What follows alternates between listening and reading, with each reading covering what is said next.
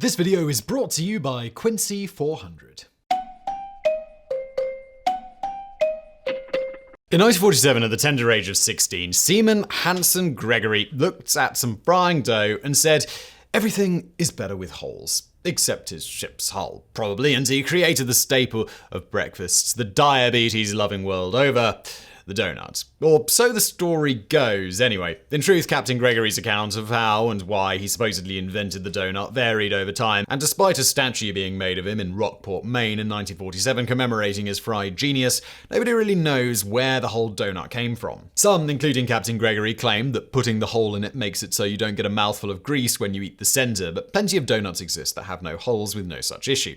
People have been frying up such cakes for millennia with no apparent inclination to take the center out, except for occasionally to replace it with things like fruit and other fillings. Nevertheless, it was in the late 19th and early 20th centuries that suddenly many decided a hole should be present in such fried dough. As to why, the timing of the change gives arguably the best hypothesis, or at least potentially why it became popular. Around the same time donuts with holes first popped up in New York City, bagels were also becoming very popular in the same place and were commonly put on display and sold stacked on wooden dowels. Thus, it is sometimes hypothesized that bakers in New York first got the bright idea to put holes in the dough before frying, when one or more of them thought to sell the donuts in the same way as bagels, on dowels, which saved display space and, perhaps more significantly, made it easier to sell en masse on street corners. With this hypothesis, making more evenly fried dough may or may not have come into play. Whatever the case, this wholly fried dough rapidly gains popularity in the early 20th century, particularly receiving a huge boost thanks to World War I and soldiers' love of them in the trenches.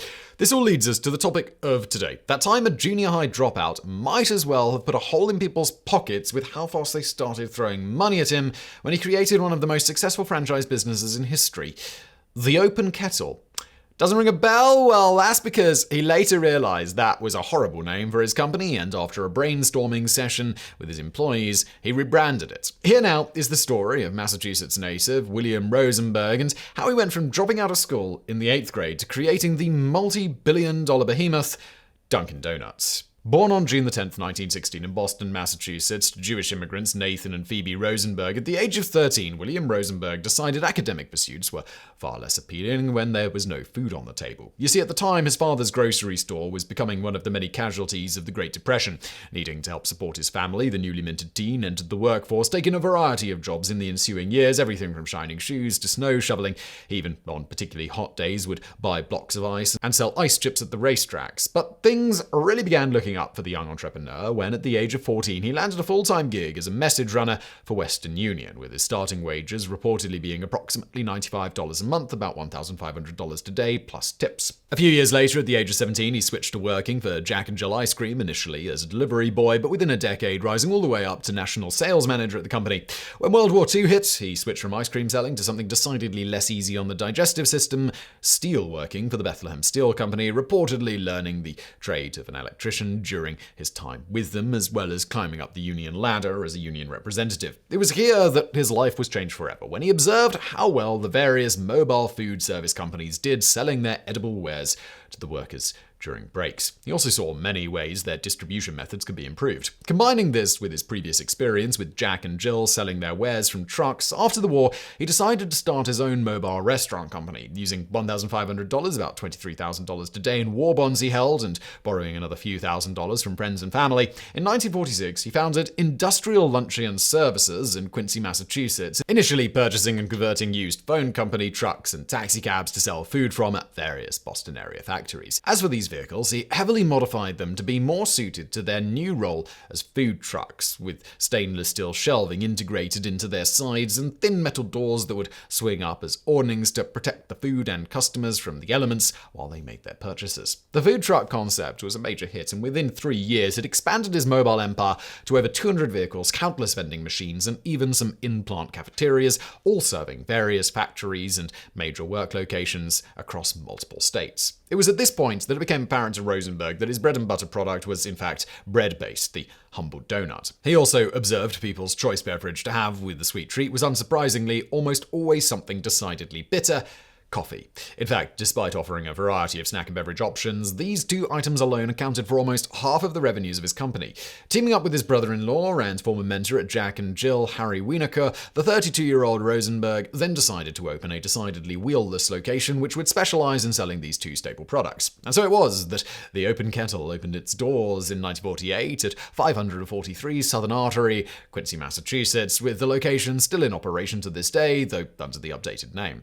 As with his previous business ventures, this new location was a hit. In the first week alone, they sold over 24,000 donuts at 5 cents a piece, that's 57 cents today, and expansion was soon in the air using the basic model perfected in the single location, namely offering a massive number of donut options, originally 52 types, which was a number unheard of in almost any other donut outlet at the time. Further, Rosenberg insisted on extreme high quality in both the coffee sold at the location and the donuts, with the former achieved by using more expensive beans than most of their competitors, and the latter assured by enacting a rule that any donut that sat for more than 5 hours on the shelf must be thrown out.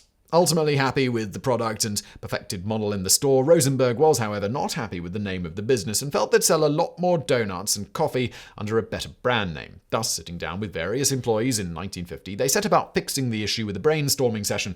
Ultimately, the company's architect, Bernard Healy, was deemed to have come up with the best suggestion: Dunkin' Donuts. This highlighted both their major product was donuts and alluded to the coffee that one could dunk them in. On this note, Rosenberg would regularly state that the key to the success of the business was not in his own intelligence and ideas, but rather his talent for hiring people who were far smarter and more qualified than himself, and then simply listening to them. And as for his own contributions, he famously stated he was too dumb to make things complicated. Further elaborating on his whole philosophy of management, he stated, "A person does not build a business. A person builds an organization. An organization builds a business. And as for that organization," he notes, "in unity there is strength. Consider the fragile snowflake that flutters slowly to earth and disintegrates. However, if enough of them stick together, they can paralyze an entire city." Speaking of unity, in an age before McDonald's and other such franchise behemoths, inspired by another Quincy, Massachusetts company, Howard Johnson's, Rosenberg had the idea to expand his little business via the then very controversial and legally embattled concept of franchising. His business partner and brother-in-law, Harry Wienerker, did not agree and subsequently left Dunkin' Donuts, creating one of the world's other extremely successful donut businesses, Mr. Donuts, which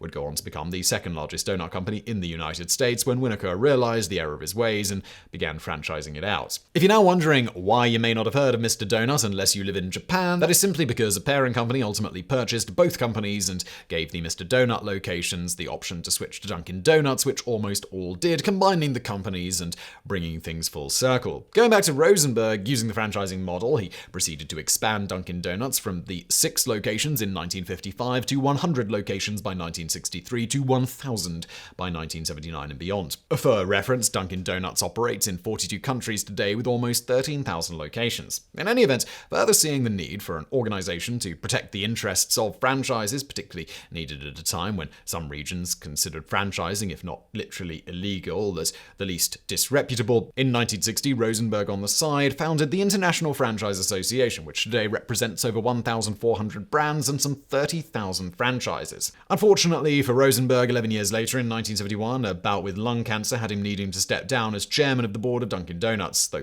this wasn't a major issue as he'd previously already given over most of the day-to-day operations to his son Robert, naming him president of the company in 1963. However, not content to just sit around doing nothing after his brush with cancerous death, he proceeded to spend his time focusing on horse breeding at his Wilrose Farms, ultimately becoming the largest standard-bred breeder in all of New England. By 1979, his exploits with horses even landed him in the New England Hall of Fame of the standard-bred industry, despite previously having no experience in any of this. As with his donut empire, he gave the credit for this not to his own knowledge or ideas, noting he knew little about horses in the beginning, but simply stating all the credit should go to the talented people he hired and subsequently learned from. Shortly after his induction into the Breeding Hall of Fame in 1980, after a bout with cancer of the blood, he donated Wilrose Farms to the University of New Hampshire. And after this, philanthropy became his focus, unsurprisingly focusing on cancer and diabetes. About a decade after this, Dunkin' Donuts was sold to Allied Lions. As for Rosenberg, well, having little to do with the company after this and no longer even regularly partaking in the donut side of the business, owing to